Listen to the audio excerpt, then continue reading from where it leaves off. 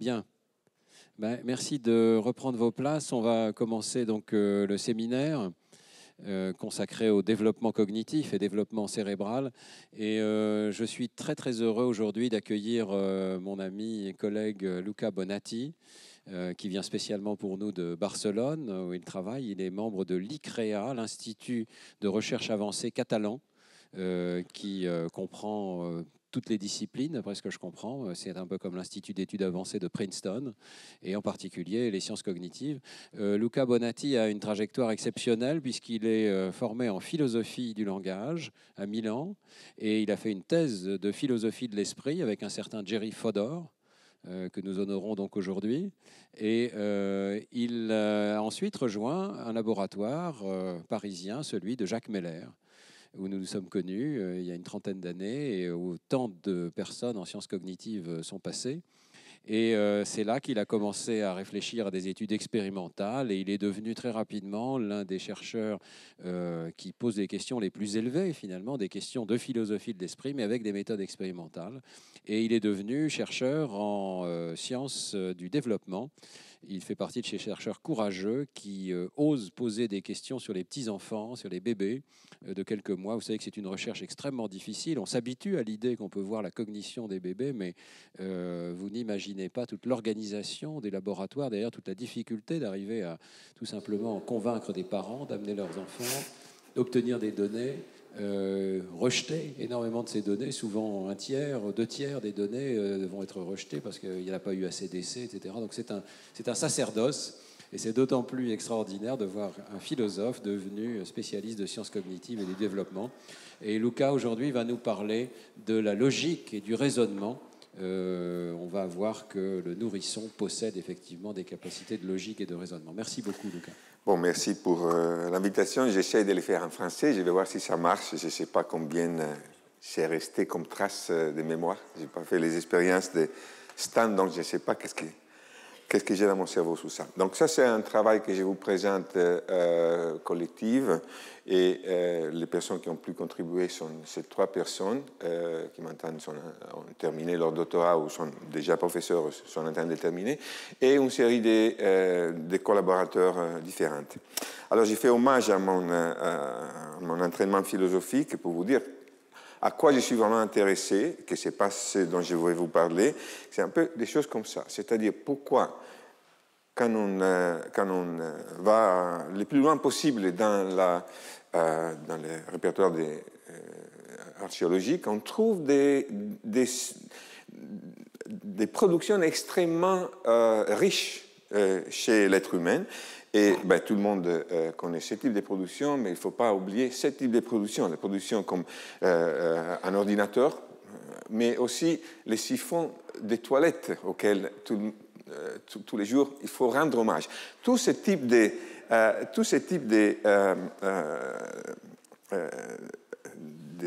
résultats sont des inventions, des résolutions à problèmes. Et si on regarde ce qu'on a autour de nous, pratiquement tout ce qui caractérise notre civilisation, notre culture, c'est invention. Des habits aux chaises, à tout ce que vous pouvez penser qui est fait notre être.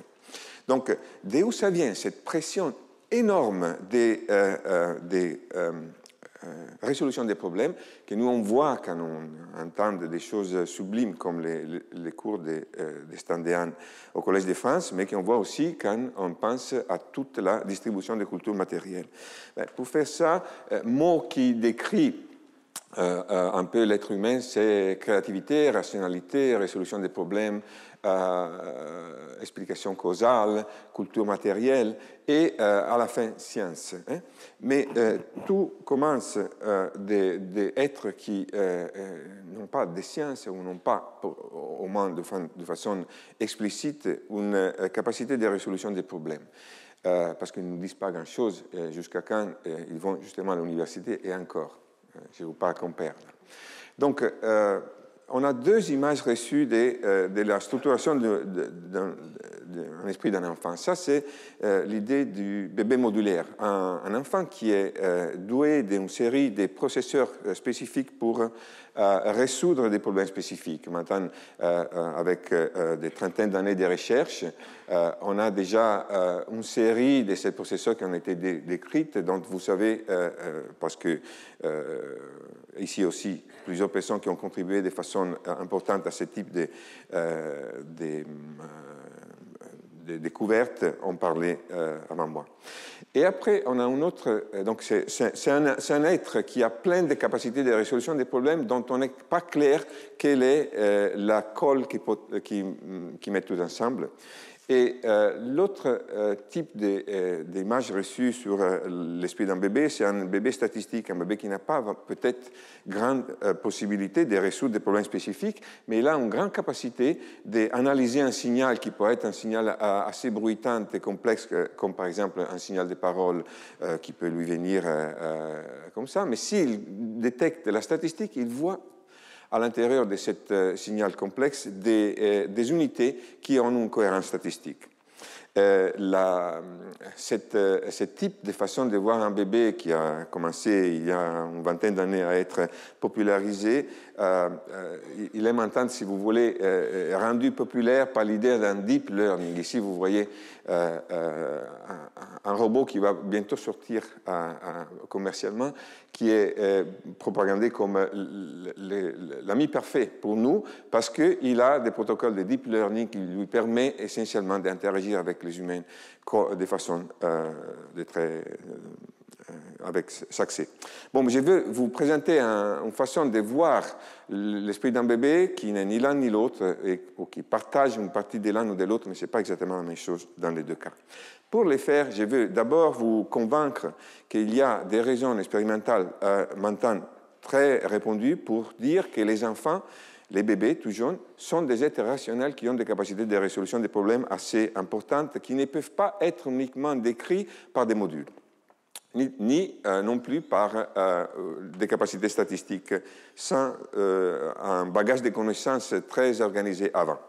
Je l'ai fait un peu historiquement et je commence avec les premiers peut-être articles qui a mis le mot raisonnement en parlant de la cognition des êtres qui ne peuvent pas parler ni ne peuvent pas raisonner de façon explicite. C'est le travail du groupe de Budapest de György Gergely et Gergő Szibre qui ont eu cette idée très élémentaire mais très intéressante. Vous habituez un bébé à voir une situation comme celle-ci, dans laquelle vous avez un objet essentiellement qui donne l'impression de vouloir aller dans un autre côté avec cette trajectoire obligée par le fait qu'il y a un occluseur. Et après, en phase de test, vous faites deux situations. Un dans lequel vous voyez exactement le même parcours physique et l'autre dans lequel le parcours physique est différente. Or, le problème, c'est que ce parcours physique, il n'est pas, il n'est plus rationnel une fois que vous avez enlevé l'occluseur. Autant que les parcours physiques directs auxquels le bébé n'a pas été habitué serait la solution plus optimale, plus rationnelle pour aboutir à ce que le bébé pense que les objets font ici. Et ce que Gergely et Szibre, dans plusieurs expériences, ont montré, que les enfants sont déshabitués quand ils voient la même scène physique qui maintenant n'est plus rationnelle, et non pas quand ils voient une nouvelle scène physique qu'ils n'ont jamais vue, mais qui arrive à réaliser les buts de l'action. Donc ici, vous avez donc le premier cas que je voulais vous présenter. Je vous présente deux autres. Un, c'est du travail qui vient dans le laboratoire de Laura Schulz à l'MIT, et un, c'est du travail qui vient du laboratoire de Lisa Feigenson à Johns Hopkins.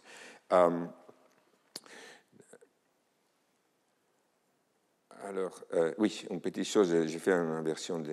Je voulais vous dire aussi que cette idée de réaliser des buts, elle est tellement radicale chez les enfants que, comme ils ont montré Szibre et Gergely, et Vicky Southgate aussi, elle arrive même à résister à surpasser des violations énormes de la situation physique ou biomécaniquement possible. Donc, vous voyez ici une main qui a abouti à prendre une balle, mais en fait, en faisant plusieurs actions biomécaniquement possibles. Et ici, vous voyez une main qui fait un événement biomécaniquement impossible, mais qui aboutit de façon plus directe à réaliser son but. Et ce que Southgate et Shibra ont montré, c'est que les enfants, ils préfèrent, disons, quand ils sont mis en contraste avec un événement biomécaniquement possible, mais moins efficace, ou impossible biomécaniquement, mais plus efficace, ils sont plus disponibles, disons, ils regardent de façon un peu plus bizarre à une main qui fait une chose non optimale. Pour vous donner l'idée de la profondeur de l'idée que les enfants ont d'examiner les buts d'une action. Ça, c'est une expérience assez intéressante et très marrante, faite sur des enfants de 14 mois. Et ça fonctionne comme ça. Vous avez un jouet qui fait des choses sympas, donc quand vous appuyez sur le jouet, il sonne. Et vous avez l'enfant qui est, disons ici, qui approche un jouet très similaire, ou qui a un autre jouet très similaire, mais qui est loin. Et l'expérimentateur prend ce jouet, et il joue 3 fois, il réussit à faire la chose sympa, les jouets, ils sonnent une petite musique. Maintenant, ce que vous faites, c'est vous donnez à l'enfant soit l'objet que l'expérimentateur a utilisé, soit un autre objet qui est proche à l'enfant. Et la question, et le problème, c'est malheureusement, dans ce cas, l'enfant commence à jouer avec ses jouets, mais toutes les fois qu'il joue, il n'y a pas de son qui sorte.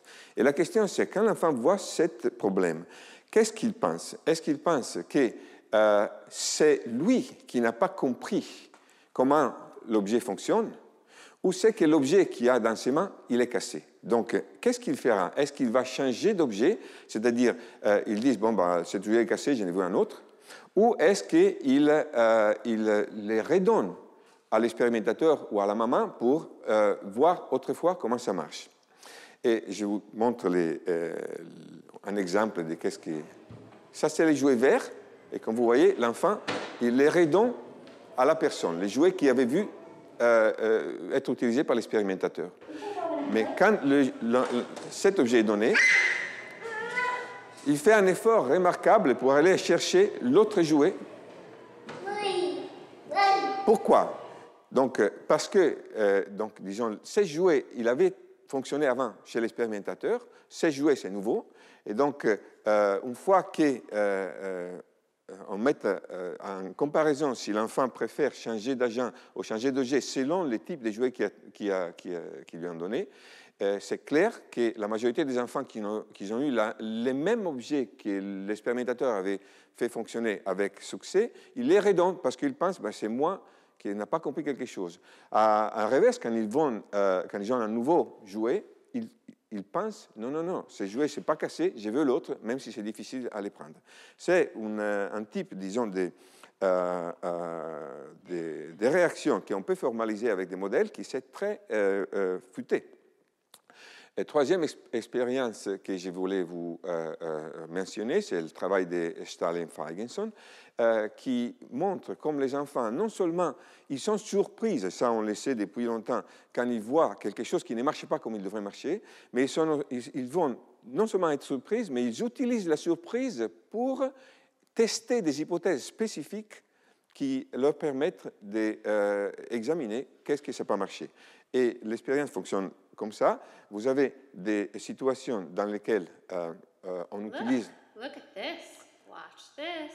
Des cas typiques qu'on sait que les enfants regardent avec surprise. Donc la question et tout, disons tous les travaux que les gens qui ont travaillé dans les domaines de la cognition infantile ont fait avant cet article s'arrêtaient là. Ils voyaient, disons, les enfants ont une idée des supports parce qu'ils sont surpris quand l'objet reste au début, sans tomber, ou bien des violations comme par exemple celle-ci. Donc ici, il y a un occluseur et il y a une violation de solidité, donc le même objet que vous avez dit avant. Look at this. Watch this. maintenant, il est révélé comme avoir passé dans notre temps. Alors, on sait depuis longtemps que les enfants sont surpris quand ils voient cette scène, parce qu'ils ont une image du monde particulière. Ils ont une connaissance de la physique naturelle assez sophistiquée. La question qu'ils ont posée Stahl et Feigenson, c'est élémentaire, et ils disent, bon d'accord, maintenant, je donne cette jouet aux enfants, qu'est-ce qu'ils font? Et ils ont cherché de voir si les enfants font tomber cet objet ou font cogner l'objet sur un endroit, selon s'ils avaient vu une violation de soutien ou bien s'ils avaient vu une violation de solidité. Et donc, ce que Stahl et Feigenson ont montré, c'est que les enfants, à 12 mois, 14 mois, ils ont déjà une hypothèse spécifique qu'ils cherchent de tester pour voir pourquoi l'objet n'a pas fonctionné comme leurs a priori sur le fonctionnement de l'espace et des objets matériels auraient dû suggérer. Donc tout ça, encore une fois, montre des capacités très sophistiquées de tester des hypothèses, de faire des propositions sur pourquoi les choses fonctionnent et ne fonctionnent pas, qui est difficile de voir comme les enfants pourraient avoir si on pense à un enfant simplement, disons, modulaire ou si on pense à un enfant simplement statistique. Alors si on veut voir quel mot décrit les types de résultats de cette expérience, on pourrait dire que les bébés comprennent les objectifs et les intentions, ont des attentes, ils font des hypothèses, ils apprennent des choses qui ne passent pas selon l'hypothèse, ils testent les causes des échecs et donc ils explorent, et j'utilise ce mot cette fois avec justification, rationnellement des alternatives. Et la question qui me passionne, c'est celle-ci, sur la base de quel mécanisme est possible qu'un enfant fasse des hypothèses rationnelles. Le pensée est une génération très structurée des propositions qu'on exprime dans un langage dont on ne connaît pas la syntaxe, mais qui est disponible même quand les enfants ne peuvent pas parler ni communiquer avec nous. Donc, ce que j'ai fait, je cherche de mettre ma petite contribution pour dire quelque chose sur quels sont les primitifs de cette pensée élémentaire, comment ils sont combinés, comment est-ce que les enfants peuvent les utiliser pour raisonner, pour prédire le futur. Non? Et pour le faire, j'ai essayé, avec mes collaborateurs, d'étudier qu'est-ce qu'ils peuvent faire, qu'est-ce que les enfants peuvent faire sans aucune expérience, donc sans aucune statistique précédente, sur des hypothèses, sur des probabilités des événements futurs, ou sur des hypothèses sur qu'est-ce qu'il devrait se passer s'il y avait une logique dans les choses que les enfants voient. Et je vous donne donc quelques exemples de comment on a essayé d'affronter ce problème. Le premier type d'expérience qu'on a fait, on a essayé d'enseigner aux enfants essentiellement à jouer au loto. Donc, on a enseigné à des enfants, sans avoir aucune expérience précédente, des situations comme celle-ci, dans lesquelles il y a deux classes d'objets représentés en proportions différentes, et dans certains types de conditions, il y a un objet qui sort de la classe moins représentée ou un objet qui sort de la classe plus représentée. Et la question ici, c'est est-ce que les enfants ont une idée que cet événement est plus improbable que cet événement, sans avoir jamais joué avec ce type de situation. Et la réponse qu'on a eue, ça c'est des temps de regard à la situation finale, c'est que oui, les enfants regardent plus longtemps un événement improbable qu'un événement probable. Mais en fait, ça pourrait être pour plein de raisons. Par exemple, c'est plus sympa de regarder une chose qui a, disons, une structure gestaltique un peu plus compacte, donc tous les bleus ici et les jaunes dehors. Non?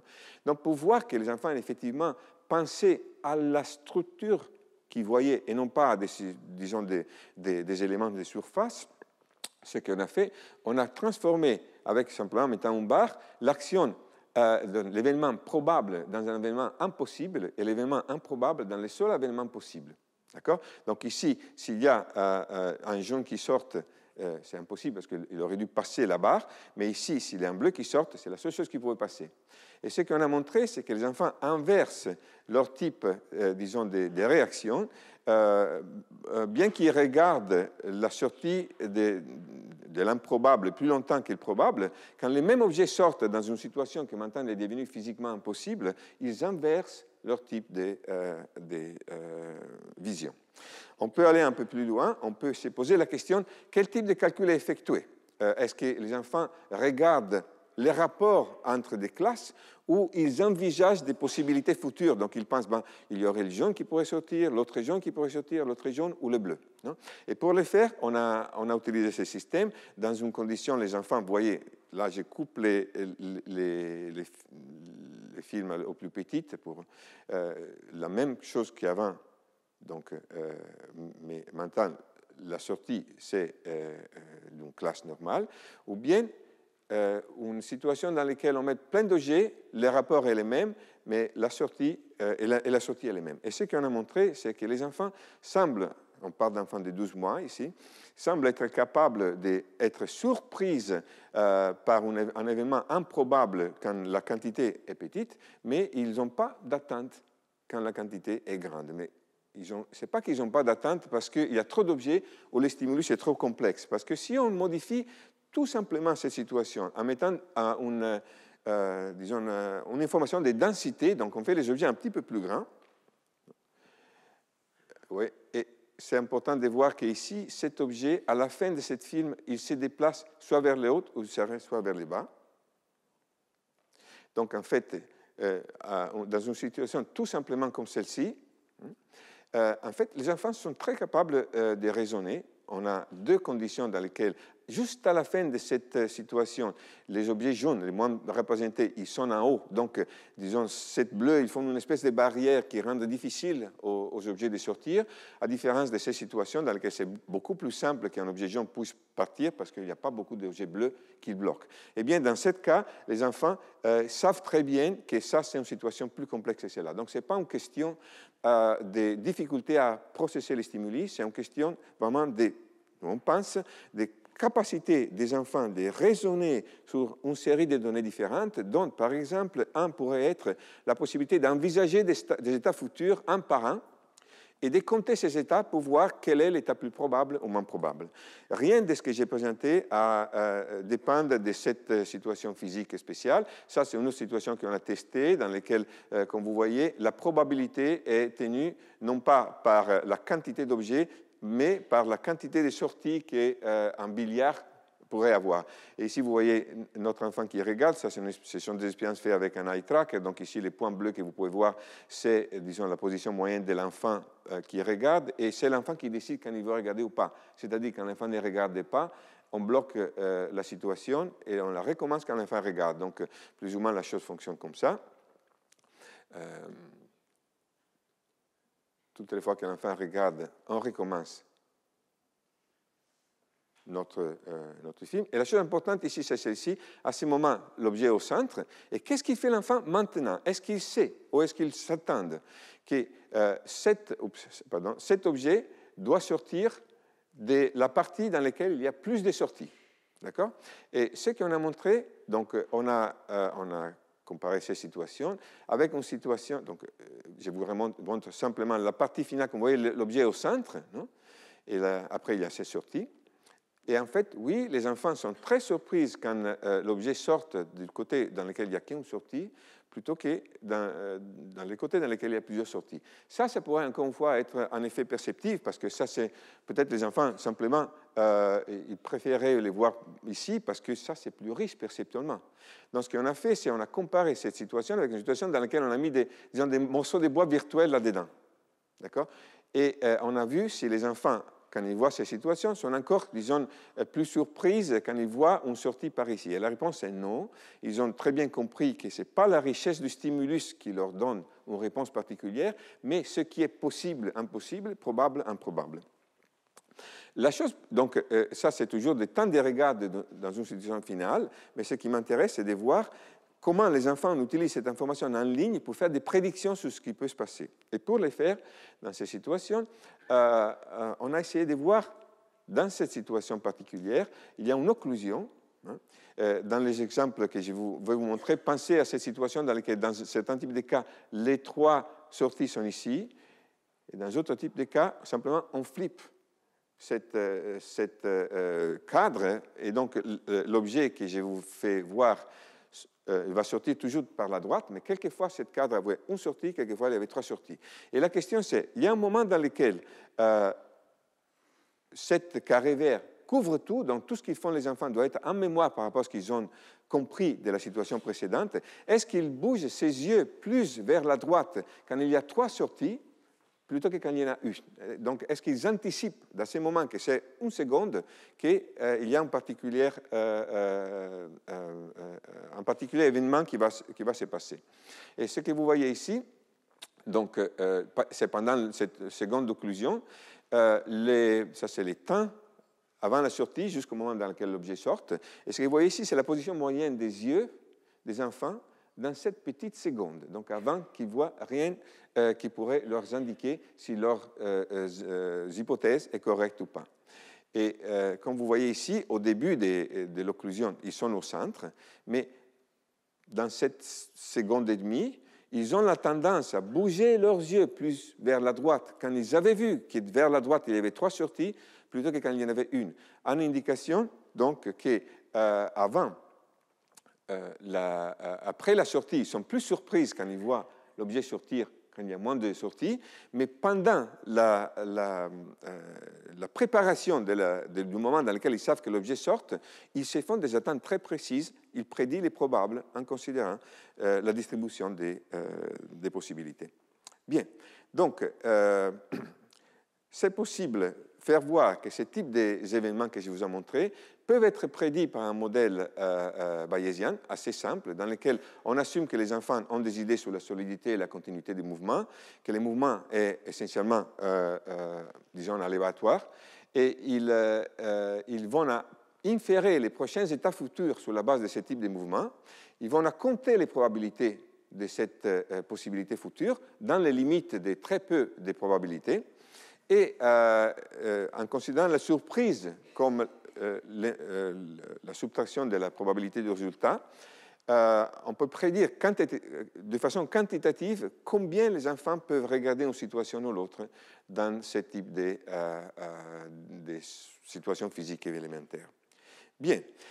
Donc, j'espère de vous avoir convaincu qu'il y a des raisons pour penser que les enfants non seulement font de la statistique, mais ils ont aussi des idées très précises de qu'est-ce que c'est probable ou improbable, indépendamment de l'expérience précédente. Ils n'ont pas besoin de collecter beaucoup de situations pour avoir des idées très précises sur ce qui va se passer par rapport à la probabilité. Et la question que je vais me poser, c'est d'où vient ce sens de la probabilité chez les nourrissons? Et je m'inspire à une théorie d'un théoricien de la probabilité qui, essentiellement, il disait la probabilité, c'est une intuition. Cette intuition vient de où? Elle vient essentiellement de la capacité de concevoir possibilités futures. Donc, j'essaie de dire, bon, imaginons que l'enfant est Dieu. Comment est-ce que Dieu pourrait savoir, comment Dieu pourrait jouer au dé? On pourrait penser à un Dieu qui tire les dés et il collecte tous les résultats pour voir quelle est la probabilité qu'ils sortent d'eux. Ça, c'est un Dieu statistique, si vous voulez le mettre comme ça. Mais on pourrait aussi penser à un Dieu qui pense aux possibilités qu'un objet permet d'avoir, sans avoir aucun résultat, avec un principe d'indifférence, et dit, parce que c'est également probable qu'il y a cette possibilité de sortie, je m'attends que les 2 sortent 2 fois sur 6, et non pas plus et non pas moins. D'accord? Donc ça, c'est un Dieu qui n'a pas besoin d'expérience pour prédire le futur, pourvu qu'il sache comment se fait l'espace logique qu'un événement vous permette d'envisager dans le futur.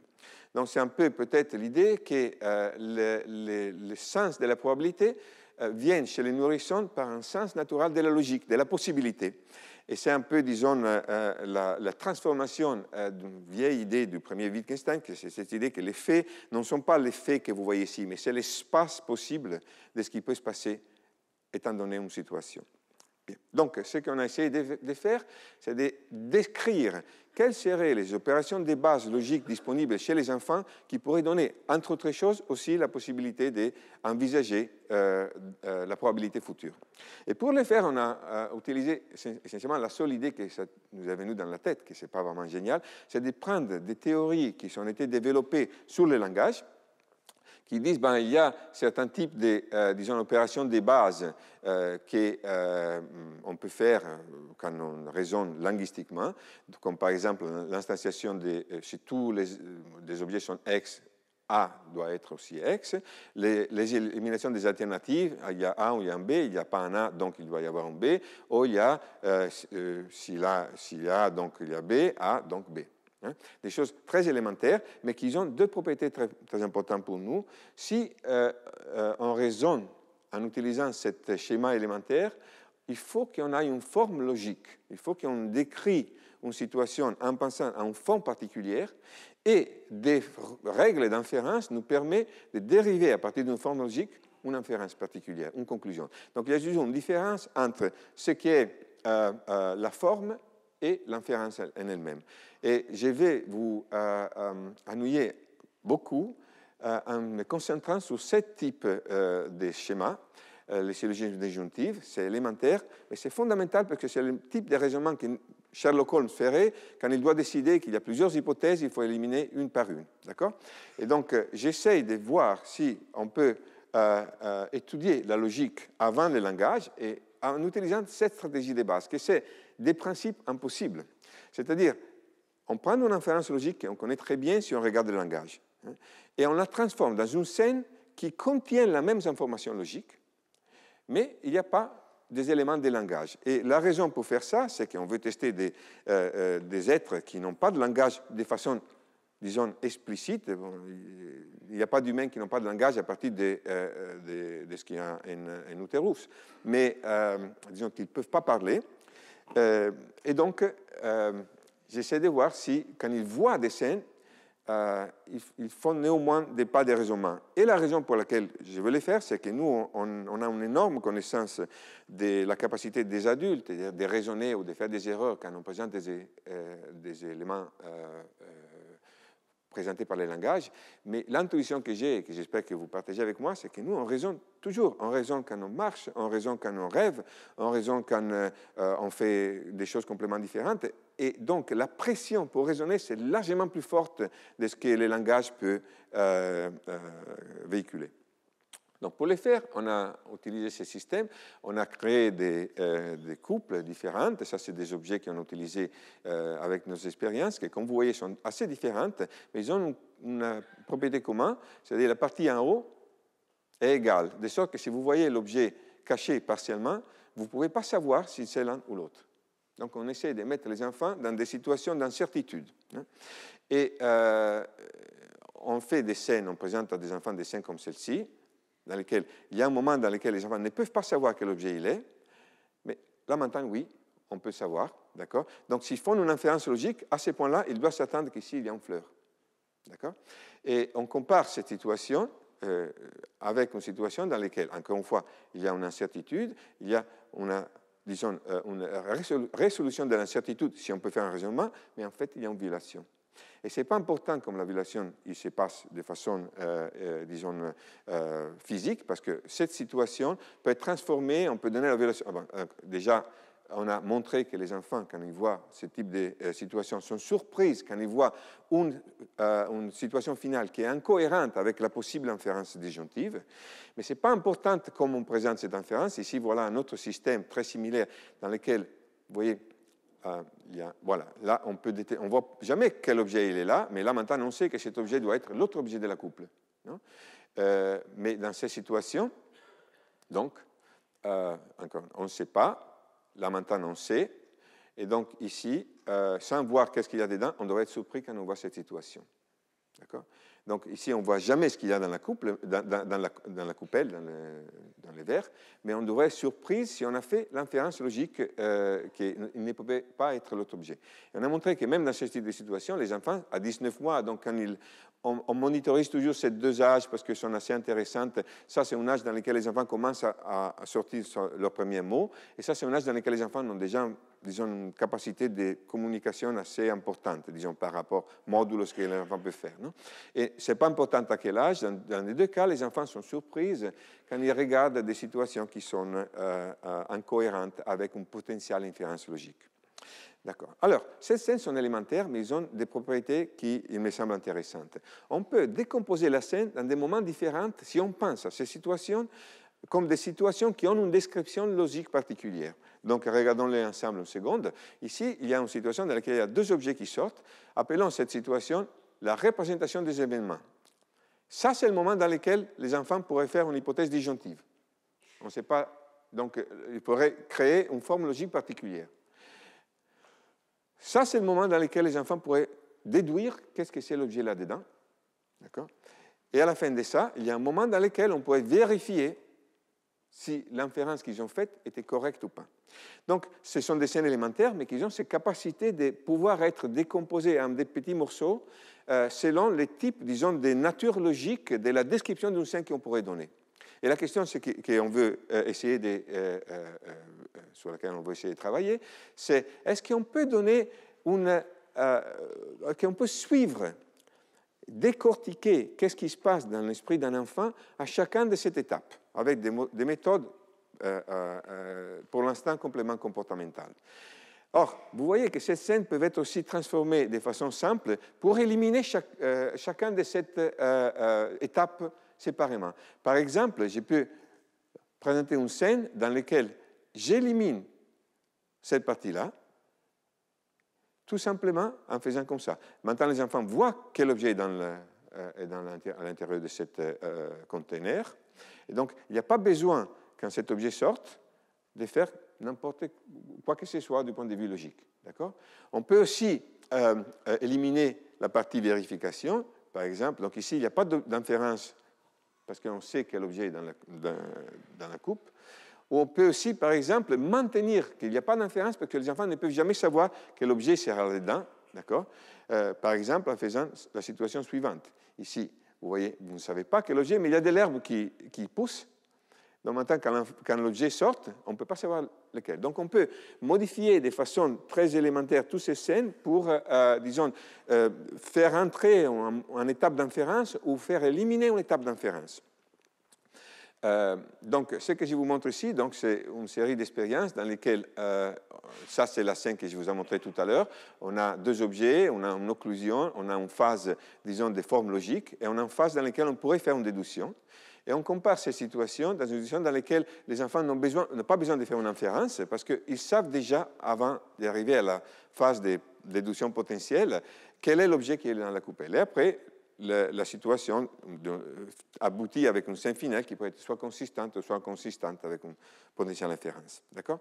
Donc, ce qu'on va voir maintenant, ce n'est pas ce qu'on a vu tout à l'heure, c'est-à-dire qu'est-ce qu'ils font les enfants ici, mais on essaie de voir un peu, donc, qu'est-ce qui se passe à ces moments-là? Qu'est-ce qui se passe quand les enfants voient cet objet sortir pour une seconde et demie? D'accord? Et pour le faire, on étudie avec une certaine quantité de détails les comportements oculomoteurs que les enfants pourraient avoir lors d'une inférence. Plus ou moins, la chose passe comme ça. Donc ça, c'est une situation dans laquelle un enfant regarde notre scène. Et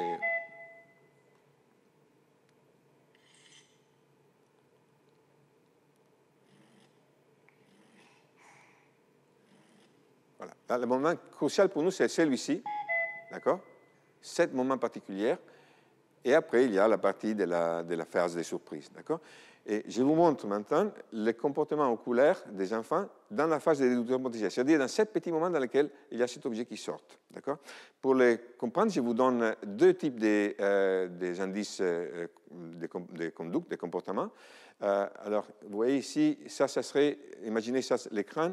Et ce que vous voyez ici, c'est les points sur l'écran. Dans les graphiques que je vais vous présenter, on prend cette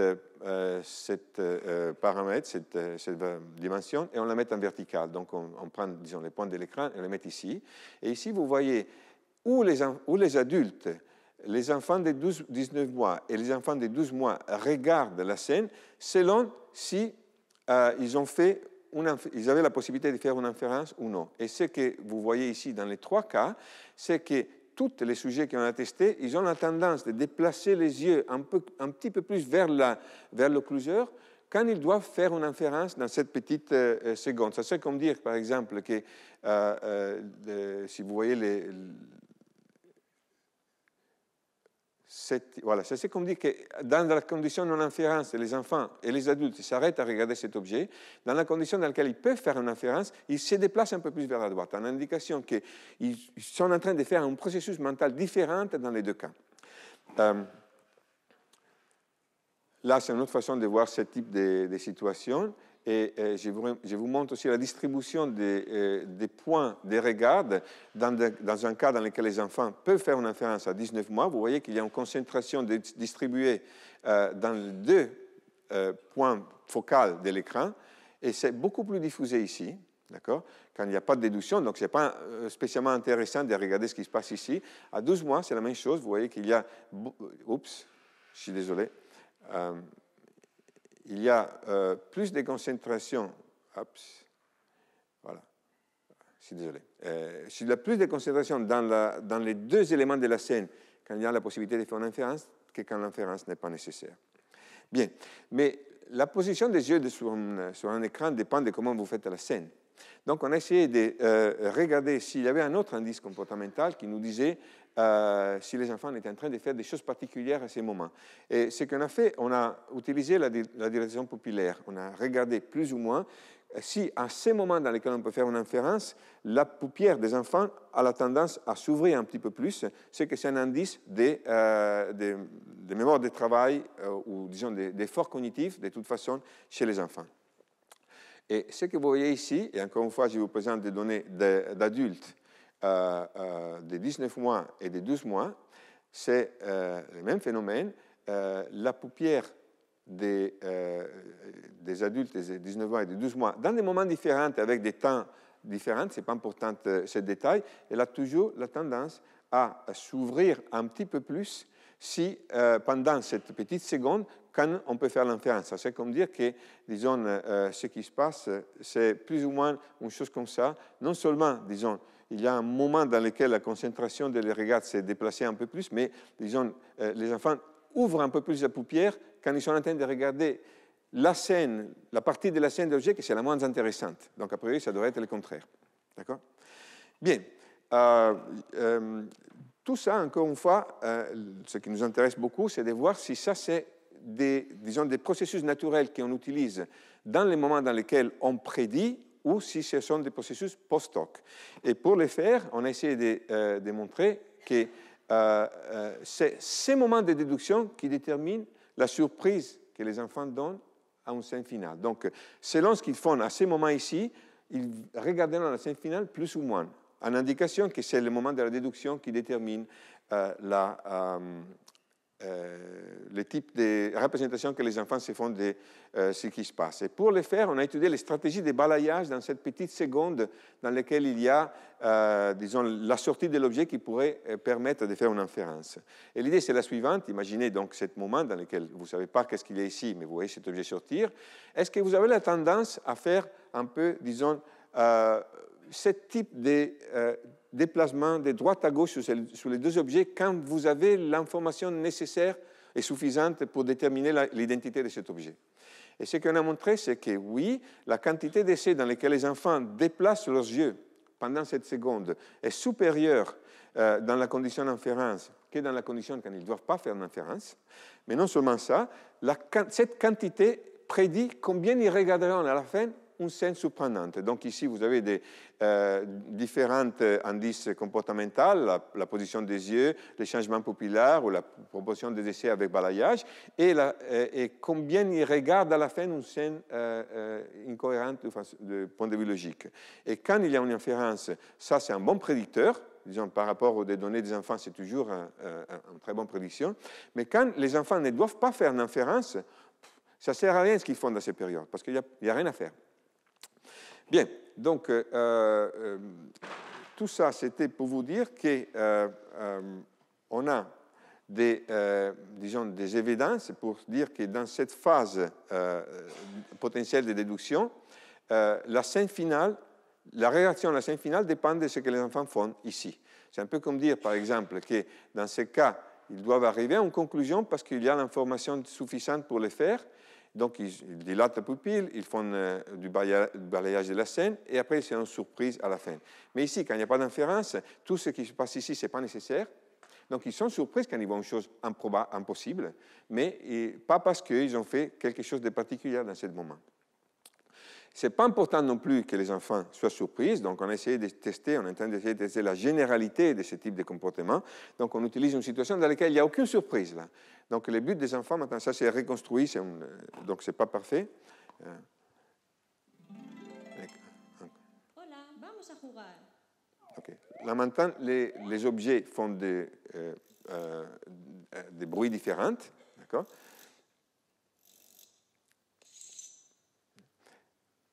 Voilà le moment d'inférence. D'accord? Et maintenant, Hola, ¿dónde me escondo? ¿Puedes encontrarme? il y a 2 fois que l'objet caché dise où est-ce que je suis. Et ce qu'on a regardé est... Bon, ça c'est simplement parce que l'enfant reste dans... on a regardé à ces moments dans lesquels la voix dise, donc c'est comment ça s'appelle, un hide and seek kind of game, si les enfants ont la tendance à regarder où l'objet devrait être s'ils ont fait l'inférence. Et ce qu'on a montré, c'est que ça, c'est les 2 moments dans lesquels il y a les voix qui sortent, et ça, c'est la position moyenne des yeux sur l'écran. Et comme vous voyez, quand les enfants ne doivent pas faire une inférence, ils se déplacent tout de suite où l'objet c'est. Quand les enfants doivent faire une inférence, dans les 2 moments dans lesquels il y avait la possibilité de faire une inférence, ils ont la tendance un peu plus tardive, comme s'ils avaient fait un raisonnement, à regarder sur les côtés dans lesquels l'objet, par exemple le visage, devrait être. D'accord? Ça, c'est une indication qu'il n'y a pas besoin que les enfants soient surpris de quoi que ce soit. Ils utilisent vraiment ce type de stratégie pour arriver à prédire ce qui se passe. Et ils le font sur la base, probablement, d'un raisonnement logique élémentaire. Donc, là, maintenant, je vous présente un paradoxe. Le paradoxe est le suivant. Si on regarde ce qu'ils font les adultes, mais même les enfants, quand on commence à interagir avec nous, des erreurs, on en fait plein. Et la question, c'est si on a raison qu'il y a une base naturelle de la logique qui permet de tirer des inférences, mais nous faisons des erreurs quand même, pourquoi on les fait? Et ce qu'on est en train d'étudier, je ne sais pas si j'ai bien traduit en français, c'est qu'en fait, les problèmes ne viennent pas des structures mentales, mais ils viennent d'une complexité qui n'a pas été évaluée correctement jusqu'à maintenant, entre comment nous on prend ces structures logiques et on les fait rentrer dans cet habit qu'on utilise quand on parle. Quand on parle, on utilise plein de concepts. Quelquefois, ces concepts expriment bien la situation de notre pensée, quelquefois on ne trouve même pas les mots. Eh bien, quand on parle, quand on fait, disons, des raisonnements logiques, c'est la même chose, on ne trouve pas les mots. Et je vous montre les phénomènes, comme ça a été montré par un article récent qui vient du laboratoire de Susan Carey. Je vous montre une situation linguistique qui est équivalente à ce que vous a présenté, mais en fait, elle ne donne pas les mêmes résultats. Ici, on a des enfants beaucoup plus vieilles, donc on parle d'enfants de 24 mois.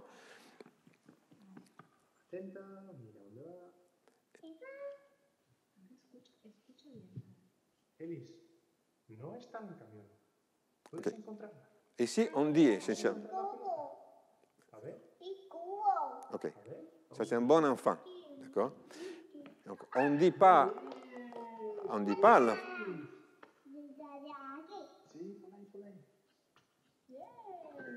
Je voulais vous faire écouter notre xylophone. Et donc, en fait, dans ce cas, on donne la même information. Il y a un objet qu'on ne sait pas où c'est à droite et à gauche, mais on dit linguistiquement, il n'est pas là. Donc, la chose raisonnable, c'est que l'enfant regarde dans l'autre côté. Mais en fait, la majorité d'enfants, ils font comme ça.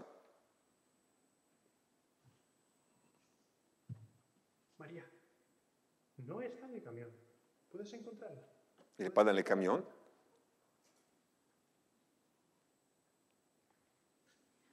¿Dónde está la pelota, María?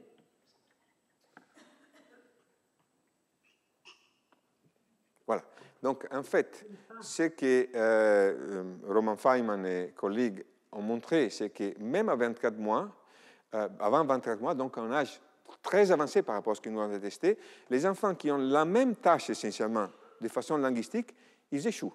Donc, ils vont à chercher, disons, la balle dans les camions quand on leur dit il est dans les camions, mais ils vont toujours à chercher dans les camions quand on leur dit il n'est pas dans les camions, comme s'ils ne regardaient pas la structure logique des surfaces, ils regardent simplement quel est le dernier mot qu'ils ont écouté pour aller chercher. Et nous, ce qu'on a fait, on a montré que, donc ça c'est le niveau d'hasard, et comme vous voyez, ils sont au-dessous de l'hasard, dans la situation dans laquelle ce n'est pas important si il n'est pas là, ou est-ce qu'il est là, oui ou non. D'accord, ce n'est pas important la partie des surfaces, mais ils échouent dans ces situations. Et nous, on a trouvé que ce phénomène, c'est aussi dépendant de la langue, parce que même dans un âge dans lequel les enfants américains, ils sont capables de résoudre cette tâche, les enfants espagnols, ils ne les font pas. Comme s'il y avait, parce que bien évidemment les enfants ont la même, disons, structure mentale, comme s'il y avait une difficulté qui est donnée par la langue qu'on est en train d'apprendre. Et en fait, on a des évidences collectées en Hongrie, que des enfants de 18 mois hongroises résoudent la même tâche que les enfants de 27 mois espagnols ne résoudent pas. Pourquoi? Parce qu'en hongrois, il n'est pas là, il est réalisé lexicalement avec un seul mot. Cela pourrait aider l'enfant à voir effectivement quelle est la nature de la représentation linguistique et sa relation avec la situation de la tâche. Bien, donc là, pensez un peu au langage naturel. Et par exemple, on se concentre sur la OU et on regarde maintenant dans quelle situation on utilise un foncteur comme celle-ci, très simple. Il est lundi ou mardi, d'accord? Lundi. Donnez-moi l'argent. Donne-moi l'argent ou jette tout. Ici, on utilise ou, mais ce n'est pas un ou, c'est une application. D'accord? Je veux des pommes ou un gâteau. D'accord? Soit l'un, soit l'autre, je ne sais pas lequel. Des pommes ou des gâteaux, je n'en veux pas. Je veux ni l'un ni l'autre. D'accord? La négation a une opération particulière. L'implication a une opération particulière sur la ou. Si on a de la chance, nous allons embaucher Marie ou Suzanne. Ça, c'est des exemples qui viennent par le travail de Gennaro Kierke, qui est un linguiste qui est en train de travailler exactement sur ça. Ici, on dit, on est en train d'embaucher quelqu'un. Si on a de la chance, on pourra prendre soit l'un, soit l'un, soit l'autre, mais les deux, c'est exclu. Mais si on met le même type de structure à l'antécédente, si nous embauchons Marie ou Suzanne, on aura de la chance. L'implication, c'est qu'on pourrait embaucher les deux et on serait encore plus chanceux. Donc, simplement le fait qu'on déplace la même structure logique à droite ou à gauche d'une application ou qu'on la mette à l'intérieur d'une structure dans laquelle il y a une négation, change l'interprétation. Et le problème fondamental, c'est comment il fait l'enfant à découvrir tout ça. Ce n'est pas évident.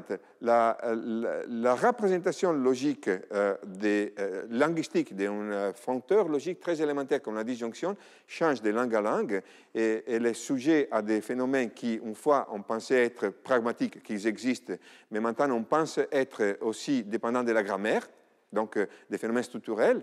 Et le problème, donc, c'est que l'appareillement entre une structure logique élémentaire, comme celle qu'on a montrée, et une représentation élémentaire de cette phrase de langage, ce n'est pas évident. Bien, donc je voulais vous dire qu'on est là, dans cette recherche. Je voulais dire aussi qu'on a des enfants qui sont largement plus rationnels que les expérimentateurs, comme vous pouvez voir dans cette vidéo avec laquelle je vais terminer mon...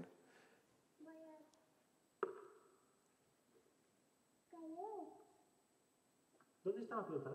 Ok. Où est-ce que c'est la balle? Vamos a jugar a esconder la pelota, ¿vale, Adam?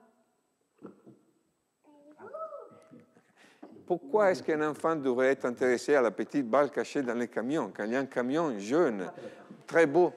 La pelota. La pelota, Adam. La pelota está en el cielo.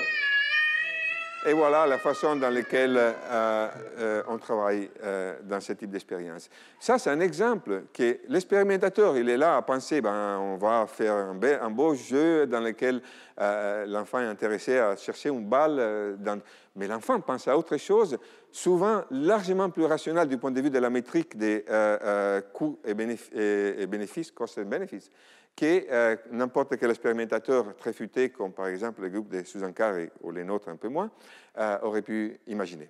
Voilà, je termine avec une foire aux questions pour vous donner, disons, un peu le type de questions que cette recherche est en train de chercher de développer. Ça, c'est la question fondamentale, comme je la vois maintenant. Imaginons qu'on a effectivement des structures élémentaires dans lesquelles qu'on utilise quand on voit une scène pour faire des inférences. Comment on fait à faire entrer ces structures dans des expressions de la langue naturelle? J'essaie de vous montrer que ce n'est pas une chose aussi simple que ça.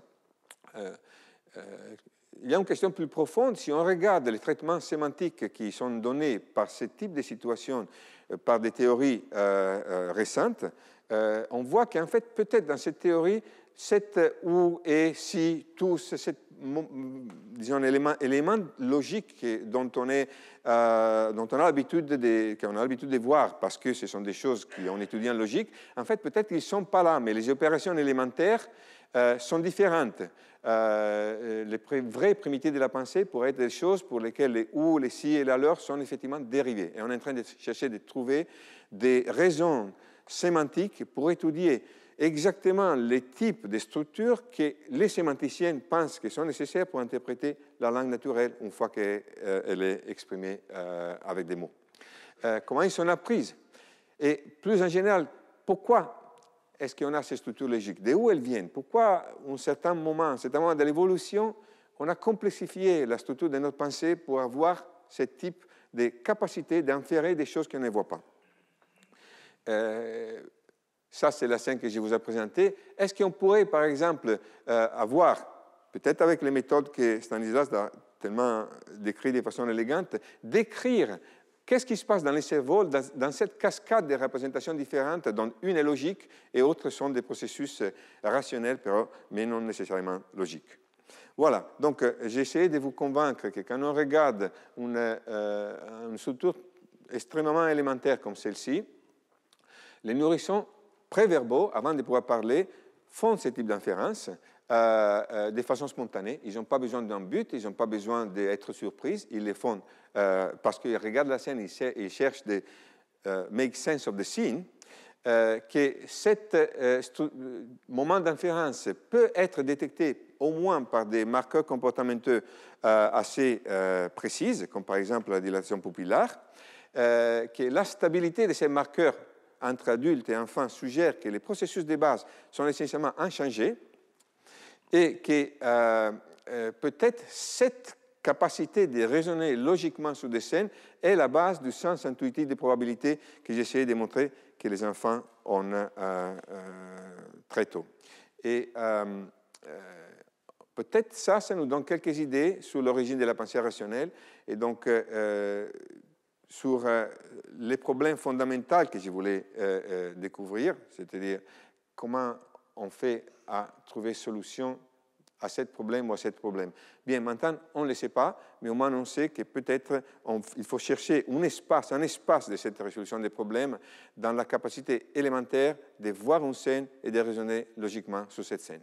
C'est ça qui prédispose l'enfant à pouvoir après formuler des hypothèses et réaliser cette attitude proto-scientifique qui caractérise notre espèce. Je vous remercie.